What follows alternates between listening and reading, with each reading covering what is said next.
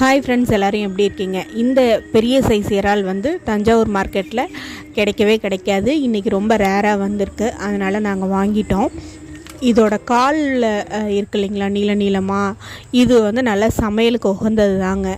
காலெல்லாம் நம்ம யூஸ் பண்ணலாம். இது உள்ளுக்குள்ளார சதை வந்து நண்டில் இருக்கும் இல்லைங்களா, அதே மாதிரியே இதில் இருக்குங்க. அதனால் இந்த மாதிரி இறால் வாங்கினீங்கன்னா கால், தலை இதெல்லாம் வந்து உடச்சி போட்டுறாதீங்க. இன்றைக்கி நான் மிளகு இறால் வறுவல் பண்ண போகிறேங்க. சின்ன சைஸ் இறாலில் வந்து தலையெல்லாம் நம்ம வந்து கட் பண்ணி போட்டுருவோம்.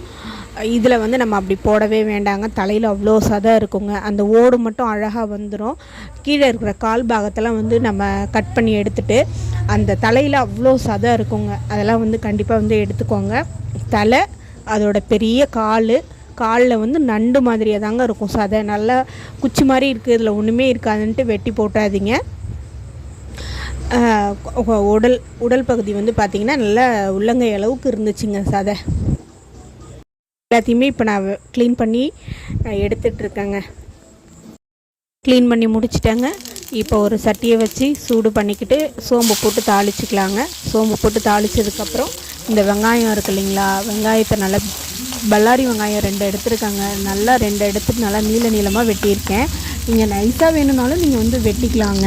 காய் கட் பண்ணுறது வந்து உங்கள் சாய்ஸ் தான். நான் வந்து நீளமாக வந்து வெட்டிப்பேன். எப்போவுமே வந்து வெங்காயம் வதக்கிறதுக்கு உப்பு போடுவேங்க. சீக்கிரம் நல்லா வதங்கி வந்துடும். நல்லா இப்போ வெங்காயம் வந்து வதங்கி வந்துருச்சு. இந்த ஸ்டேஜில் இஞ்சி பூண்டு பேஸ்ட் வந்து போட்டுக்கோங்க. இஞ்சி பூண்டு பேஸ்ட்டு போட்டு நல்லா வாசனை வருங்க. அந்த ஸ்டேஜ் வரைக்கும் நம்ம வதக்கணும்.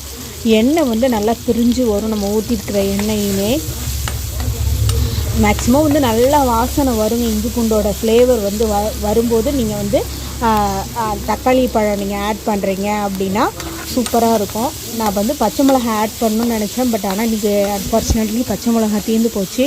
அதனால் நான் பச்சை மிளகா போடல. பச்சை மிளகா போட்டாலுமே அதோடய ஃப்ளேவர் வந்து தனிதாங்க.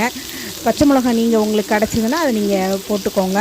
இஞ்சி பூண்டு நல்லா வதங்கி வந்துருச்சு. இப்போ நான் ஒரு 2 தக்காளி பழம் போட்டிருக்கேங்க. மொத்தமே வந்து அந்த இறாவில் சதைப்பகுதி வந்து பார்த்திங்கன்னா ஒரு 8 பீஸ் தாங்க வந்திருக்கு. அதனால் கொஞ்சமாக நம்ம வதக்கினா போதும் இல்லைங்களா, இல்லைன்னா ரொம்ப கிரேவி மாதிரி ஆகிடும். அதனால் நான் ஒரு 2 தக்காளி பழம் மட்டும் நம்ம போட்டுக்கலாங்க. கிரேவி வேணும் அப்படின்னா இன்னும் ஒரு 4-5 பழம் கூட நம்ம வந்து போட்டுக்கலாம். இது வறுவலாக நம்ம வந்து மிளகு வறுவலாக நம்ம வந்து பண்ண போகிறோம். தக்காளி ஈஸியாக வதங்கிறதுக்கு ஒரு 2 கிண்டு விட்டுட்டு ஒரு மூடி போட்டு சிம்மில் வச்சுட்டோம். ஒரு 10 நிமிஷம் வச்சுட்டோம்னா நல்லா வதங்கிடும். ஆனால் இன்றைக்கி கொஞ்சம் எனக்கு லேட் ஆனதுனால கொஞ்சம் சீக்கிரம் வதங்கணும். முன்னாடிலாம் நாம் சின்ன பசங்களாக இருக்கும்போது நாட்டு தக்காளி ரொம்ப ஈஸியாக வதங்கும். இப்போ வந்து ஹைப்ரிட் தக்காளியாக ஆகிடுச்சுங்க. நாட்டு தக்காளியும் பெங்களூர் தக்காளியும் மிக்ஸ் பண்ணி ஹைப்ரிட் ஆனதுனால இது சீக்கிரம் இந்த தக்காளிங்கெல்லாம் வந்து வதங்கவே மாட்டேங்குது. நானும் வந்து கரண்டியால் தக்காளி மேல் நல்லா தட்டி விட்டேன். ஓரளவு வதங்கி வந்துருச்சுங்க. ஸ்டேஜில் இந்த எறா இருக்குது இல்லைங்களா, அது நம்ம வந்து போட்டுக்கலாம். எறா வேகும்போது தண்ணி விடுங்க. இங்கே பாருங்கள் எவ்வளோ பெருசாக இருக்குது பாருங்கள். இந்த கிண்டை எடுத்து கையில் காட்டுறேன் பாருங்கள், எவ்வளோ நல்லா பெருசாக இருக்குது பாருங்கள். ஓகேங்க, இந்த எறாவை போட்டுட்டு நம்ம நல்லா வதக்கி விட்டுக்கலாம். இப்போது நல்லா கொஞ்சம் ஒரு 2 வதக்குனதுக்கப்புறம் தேவையான அளவு மஞ்சள் தூள் போட்டுக்கோங்க. தேவையான அளவு காரத்துக்கு மிளகாய்த்தூள் போட்டுக்கோங்க. மிளகாய்த்தூள் கொஞ்சம் கம்மியாகவே போட்டுக்கோங்க. ஏன்னா நம்ம வந்து ஃபைனலாக இறக்கிறதுக்கு முன்னாடி ஒரு 5 நிமிஷம் முன்னாடி மிளகுத்தூள் வேறு போடணும். அந்த காரமும் இருக்குங்க. இது வந்து பெப்பர் ஃப்ரை தான். அதனால் மிளகாய்த்தூளை கொஞ்சமாக போட்டுக்கிட்டு பெப்பரை கொஞ்சம் கூட போட்டுக்கோங்க. சின்ன பசங்க இருக்காங்கன்னா பெப்பர் மட்டுமே நீங்கள் போட்டு கூட நீங்கள் வறுத்து கொடுக்கலாம். நாங்கள் பெரியவங்களாம் நாங்கள் கொஞ்சம் காரம் சாப்பிடுவோம். என் பசங்களும் கொஞ்சம் காரம் சாப்பிட்டு பழகினதுனால நான் மிளகாய்த்தூளும் சேர்த்து போட்டுக்கிறேங்க. மிளகாய்த்தூள், மஞ்சள் தூள் எல்லாம் போட்டு நல்லா வதக்குங்க. தேவையான அளவு உப்பு, சோம்புத்தூள் எல்லாம் போட்டுக்கோங்க. போட்டுட்டு நல்லா கொஞ்சோண்டு லைட்டாக தண்ணி ஊற்றி ஒரு கிண்டு விட்டு மூடி வச்சுருங்க. ஒரு எறாவை பொறுத்தளவு 10 நிமிஷம் வெந்தாலே போதுங்க. அதுவே அதிகப்படி தான். எவ்வளோக்கு எவ்வளோ வேகுதோ அவ்வளோக்கு அவ்வளோ ரப்பர் மாதிரி ஆகிடும். கரெக்டான நீங்கள் அளவில் எடுத்தால் தான் அது சாஃப்டாக வெந்து வந்துடுங்க. இப்போது வெந்து வந்துருச்சு. இந்த ஸ்டேஜில் நம்ம வந்து மிளகுத்தூள் போட்டுக்கலாங்க.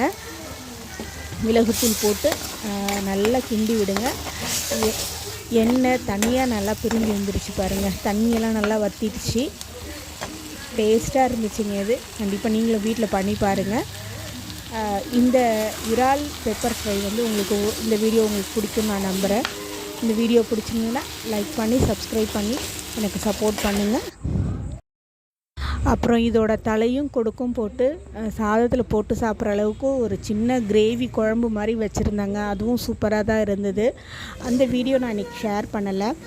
இப்போது ஃப்ரான் மிளகு வறுவல் ரெடி ஆகிடுச்சிங்க. இறக்கும்போது கருவேப்பிலை தூவி நல்லா இறக்கிக்கோங்க. கொத்தமல்லி புதினாலாம் என்கிட்ட இல்லை, கருவேப்பிலை மட்டும்தான் இருந்துச்சு.